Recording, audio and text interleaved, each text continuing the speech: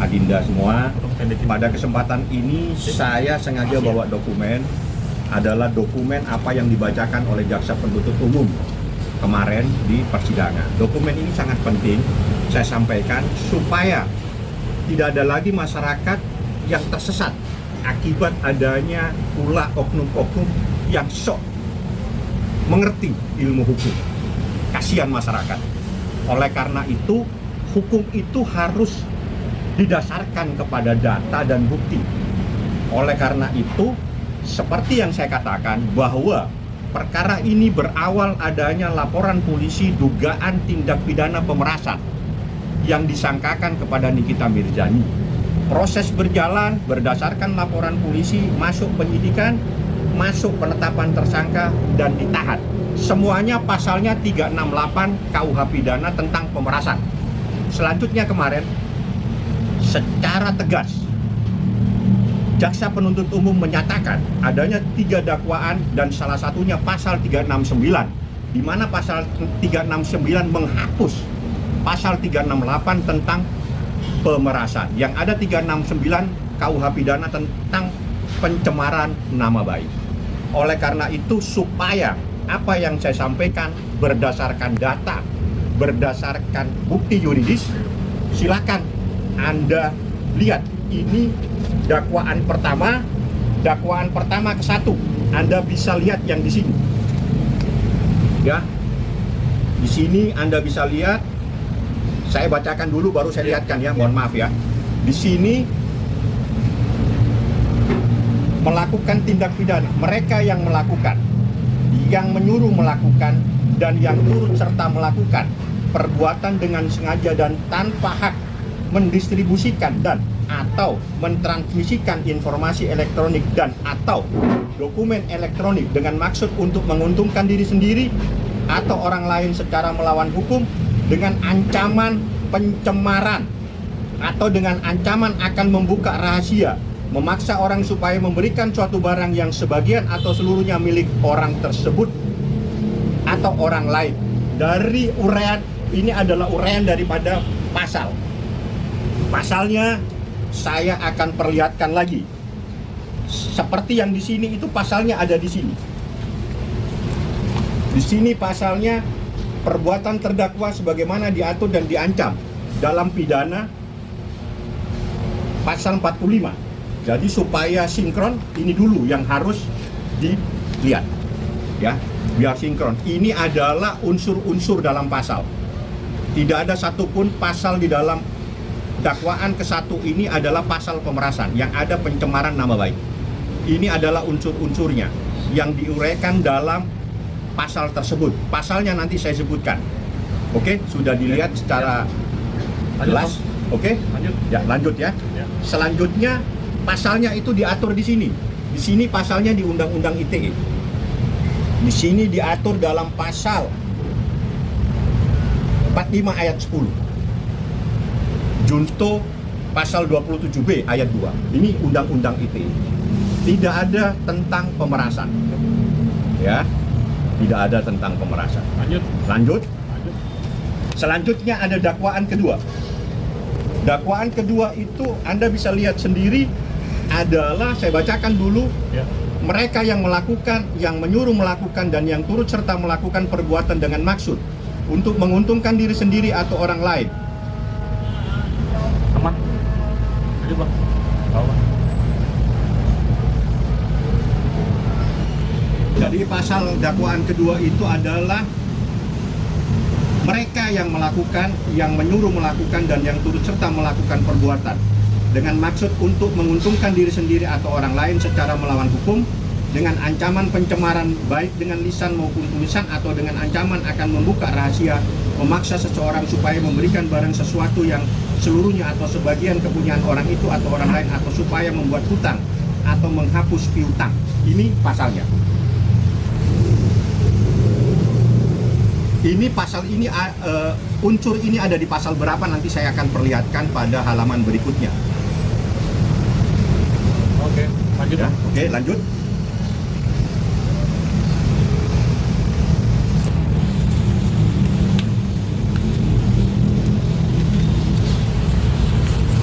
yang tadi adanya di pasal ini.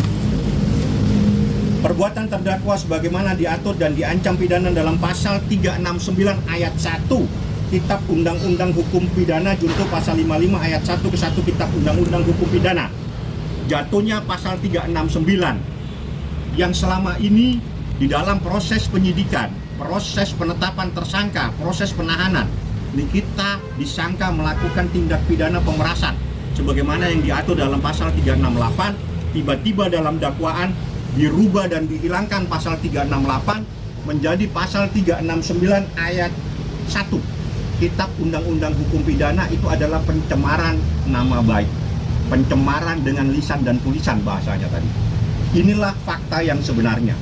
Jadi tidak pernah ada dakwaan, baik dakwaan ke-1 maupun dakwaan kedua tentang pemerasan. Selanjutnya dakwaan yang terakhir, yang ketiga. Dakwaan ketiga atau dan kedua, bahasanya dan kedua, itu adalah ini. Silakan Anda ya. Oke, ini pasal TPPU. Ya. Tambah.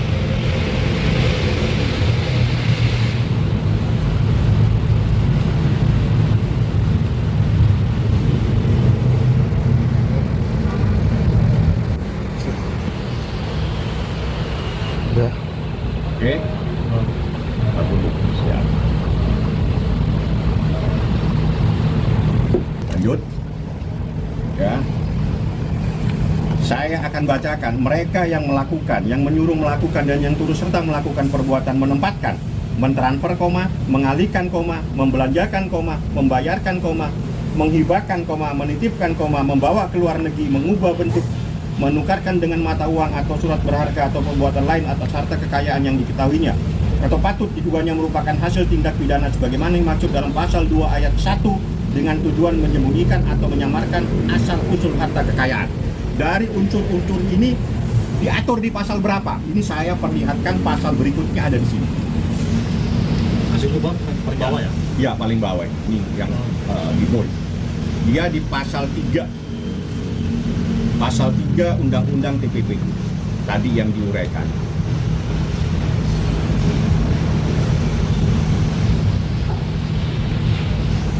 Oke bang, lanjut bang. Oke.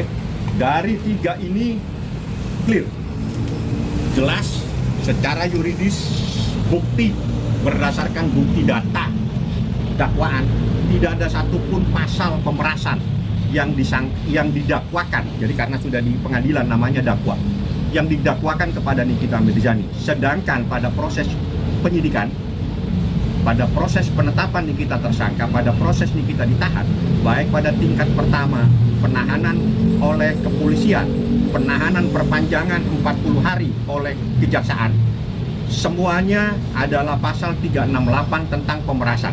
Tiba-tiba pemerasan itu hilang, dihapus oleh jaksa penuntut umum, dimunculkan pasal 369 tentang pencemaran nama baik secara lisan atau tulisan. Pencemaran dengan lisan dan tulisan, itu bahasanya seperti itu tadi yang saya sampaikan kepada Anda.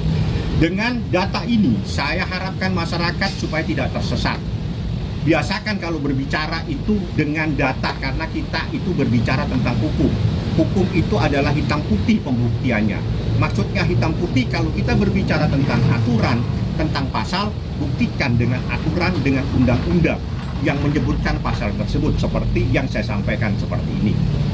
Itulah yang harus Anda pahami, bahwa sejak kemarin secara hukum, secara yuridis sah, Nikita tidak pernah melakukan dugaan tindak pidana pemerasan. Yang didakwakan semuanya tiga-tiganya, 2 adalah tindak pidana pencemaran nama baik, dakwaan yang terakhir tentang tindak pidana pencucian uang.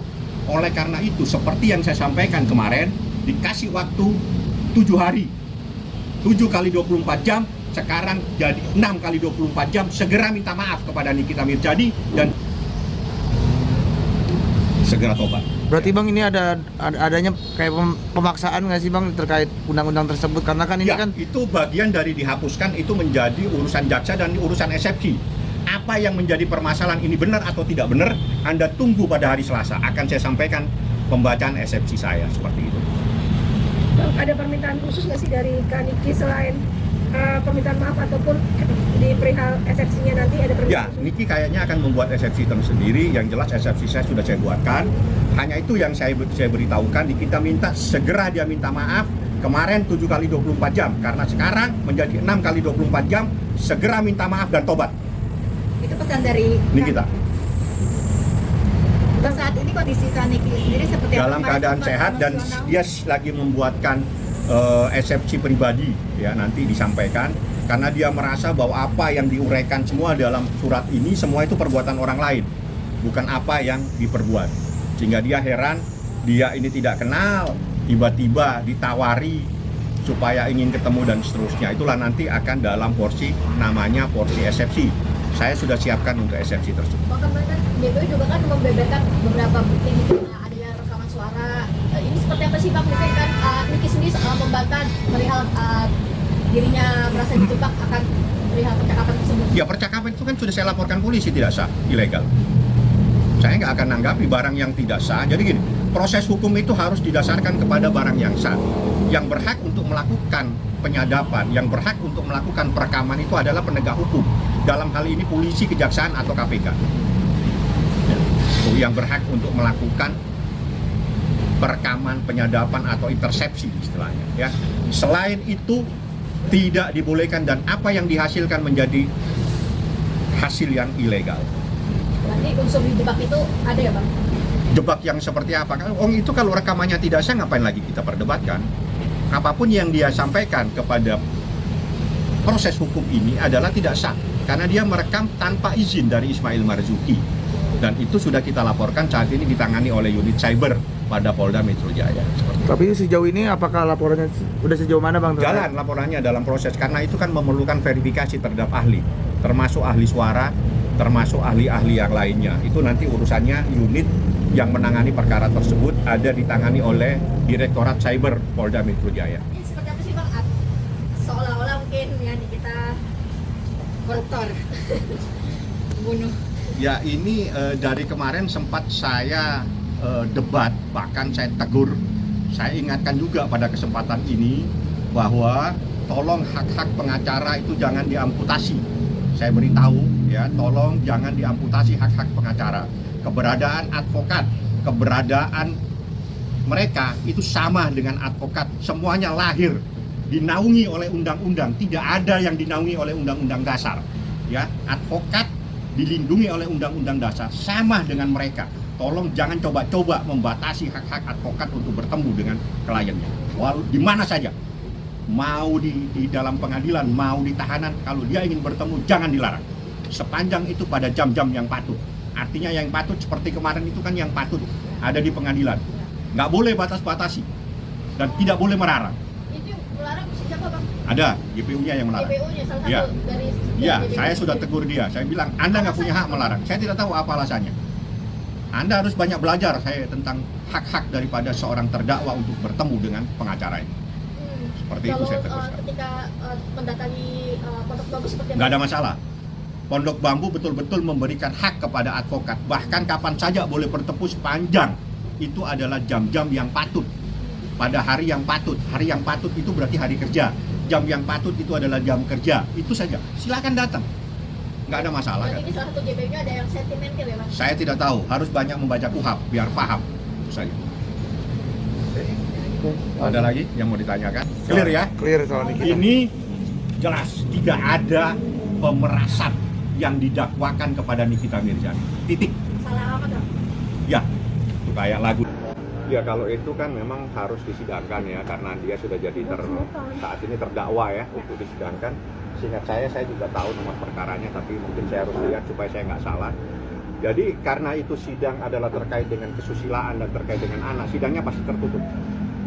Ya, teman-teman media boleh ke sana tapi mungkin tidak bisa masuk di ruangan sidang. Pun seandainya Anda di ruangan sidang mungkin diberi hak untuk foto-foto, setelah itu Anda diusir. Seperti kita sidang di pengadilan agama. Ya mudah-mudahan seperti itu ya. Jadi Anda diberi hak untuk memfoto, habis itu Anda suruh keluar. Itu di pengadilan agama. Tapi karena ini betul-betul kesusilaan dan terkait dengan anak, saya yakin mungkin total Anda di closing untuk bisa bertemu di dalam ruangan. Itu tergantung daripada kebijakan majelis hakim. Karena memang peraturan Mahkamah Agung seperti seingat saya itu nggak boleh. Nah, itu adalah terkait dengan dugaan tindak pidana dakwaan yang disangkakan kepada hadir seperti itu.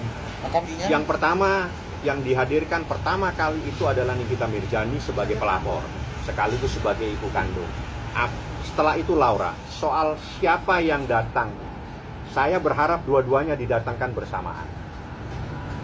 Saya berharap nanti saya coba komunikasikan biar anaknya bisa bertemu juga dengan Nikita Mirzani di pengadilan. Itu yang saya inginkan. Enggak mau nanti di Nggak bisa, wajib ya. Wajib. Jadi dia mungkin nggak siap atau bagaimana, kan itu anaknya, itu satu-satunya anak kandung dia yang dia sangat sayangi. Ini anak dibiayain sampai ke luar negeri tapi jadi berantakan kayak begini ya, sakit lah dia. Bang, langkah dari pihak Niki di case-nya Fadel ini seperti apa sih? Nggak ada, kini setelah saya perjuangkan dan sudah akhirnya kita dapatkan fakta-fakta memang ada kasus tersebut, ada pencabulan dan juga aborsi, ya udah diproses secara hukum, ditetapkan tersangka, ditahan dan sampai saat ini. Itu ancamannya seingat saya 15 tahun. Kalau saya salah mohon maaf karena kan saya orangnya selalu ingin melihat pasal supaya saya tidak salah baca. Ya itu nanti biar jaksa yang akan menuntut apakah akan dituntut 15 tahun. Saya pikir tidak akan dituntut melebihi daripada apa yang ada di dalam ancaman. Kalau ancamannya 15 tahun, tidak mungkin 15 tahun satu hari, itu mustahil. Jadi maksimal 15 tahun ya 15 tahun atau mungkin berapa. Yang saya harapkan ya 15 tahun sesuai dengan ancaman maksimal. Karena apa? Ini menghancurkan masa depan seorang anak yang akan berangkat ke luar negeri, yang sekolah di luar negeri. Seperti itu. Bang, akankah ada saksi berapa orang lagi? Banyak, Kita banyak. berapa, Bang? Saya kan yang tahu semua karena saya yang cari hakimnya. Ada sekitar 10, Lebih. Kalau saksi banyak sekali. lebih dari 10. Saksi-saksi yang tahu itu ada berapa yang saya, bahkan saksinya itu dilindungi oleh LPSK. Oh. Bang, mungkin Termasuk dokter atau Wah, ada beberapa, saya nggak tahu kalau dokter, saksi-saksi fakta ya. Itu udah saya daftarkan di LPSK, di bawah perlindungan LPSK. Nanti LPSK yang bawa mereka. perizinan khusus dong, Iya, Bang? itu urusannya jaksa nanti. Karena yang menghadirkan jaksa nanti jaksa yang mengatur semua. Harapan saya bersamaan, jadi dua-duanya biar bisa bertemu. Biar bisa bertemu di pengadilan. Bang,